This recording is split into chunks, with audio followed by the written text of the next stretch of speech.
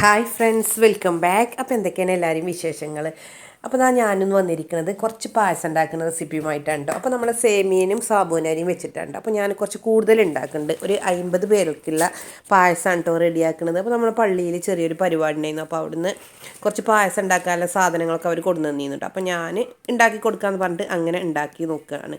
അപ്പോൾ നമ്മൾ സേമിയനും നമ്മുടെ സാബൂനരി ഉണ്ടല്ലോ അതും പാടെ കേട്ടോ ഉണ്ടാക്കുന്നത്. അപ്പോൾ സാബൂനരി ഞാൻ തിളച്ച വെള്ളത്തിലേക്ക് ഇട്ട് കൊടുത്തിരുന്നു കേട്ടോ. അപ്പോൾ അതിങ്ങനെ നല്ലോണം ഒന്ന് വേവാൻ വേണ്ടിയിട്ട് വെയിറ്റ് ചെയ്യാണ്. അപ്പോൾ നമ്മൾ അടച്ചു വെച്ചിട്ട് അങ്ങനെ വേവിച്ചെടുക്കുകയാണ്.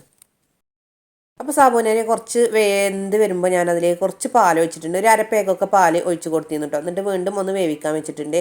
ഈ സമയത്ത് ഞാൻ വർക്കേരി വെച്ചിട്ട് 3 പാക്കറ്റ് സേമിയം വറുത്തെടുത്തിട്ടുണ്ട് കേട്ടോ. അപ്പോൾ നമ്മൾ വലിയ പാക്ക് സേമിയ കേട്ടോ. അപ്പോൾ അതൊരു 3 പാക്ക് വറുത്തെടുത്തിട്ടുണ്ട്. അപ്പോൾ അത് ഇതിലേക്ക് ഇട്ട് കൊടുക്കുകയാണ്. പിന്നെ ഞാൻ അണ്ടിപ്പരിപ്പും മുന്തിരിയും ഏലക്കായും ഒക്കെ അവിടെ റെഡിയാക്കി വെച്ചിട്ടുണ്ട് കേട്ടോ. അപ്പോൾ നമ്മൾ ഇത് സേമിയ ഇട്ട് കൊടുത്തിട്ട് നല്ലോണം ഒന്ന് വേവിച്ചെടുക്കാണ്ട്. അപ്പോൾ ഇത് സേമിയം ചേർത്ത് കൊടുത്തിട്ട് പിന്നെ നല്ലോണം ഒന്ന് വേവാൻ വേണ്ടി നമ്മൾ തുടരെ ഇളക്കിക്കൊണ്ടിരിക്കണം. അപ്പോൾ നമ്മൾ എത്രത്തോളം ഇളക്കി കുറുക്കി വേവിക്കുന്നുണ്ടോ അത്രത്തോളം കേട്ടോ പായസത്തിൻ്റെ ടേസ്റ്റ്. അങ്ങനെ ഞാനിതാ സാബൂനരിയും സേമിയം ഒരേ ലെവലിൽ വരാൻ വേണ്ടിയിട്ട് നമ്മളിങ്ങനെ ഇളക്കി കൊടുത്തിട്ട് വേവിച്ചെടുക്കുകയാണ്.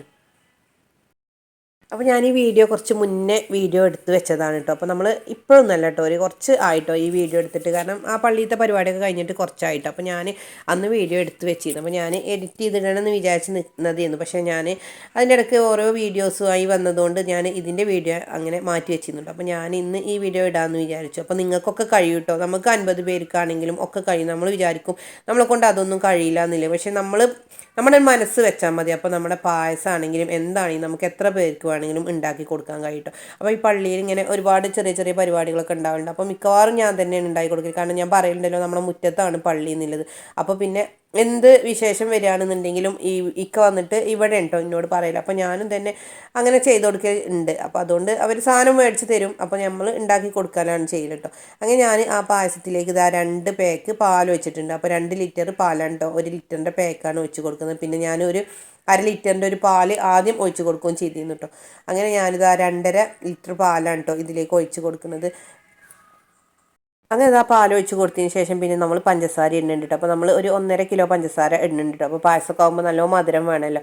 അപ്പോൾ ഞാൻ 1.5 കിലോ പഞ്ചസാരയാണ് കേട്ടോ ഇടുന്നത്. അപ്പോഴത്തേക്കും നമ്മളെ പായസത്തിൻ്റെ പാത്രം നിറഞ്ഞ് വന്നിരുന്നു കേട്ടോ. അപ്പോൾ ഞാൻ പിന്നെ ഇതൊക്കെ റെഡി ആക്കിയിട്ട് പിന്നെ ഞാൻ വേറെ ഒരു വലിയ പാത്രത്തിലേക്ക് മാറ്റി കൊടുത്തിരുന്നു കേട്ടോ. ഏതായാലും ഇത് വെച്ചില്ലേന്ന് വിചാരിച്ചിട്ട് ഇനി ഇടയിൽ വെച്ചിട്ട് മാറ്റാൻ പറ്റില്ലല്ലോ എന്ന് വിചാരിച്ചിട്ട് ഞാനിതിലിങ്ങനെ അഡ്ജസ്റ്റ് ആക്കി ഉണ്ടാക്കുക കേട്ടോ. പാത്രത്തിൻ്റെ സൈസ് എനിക്ക് കുറച്ച് ചെറുതായി പോയി.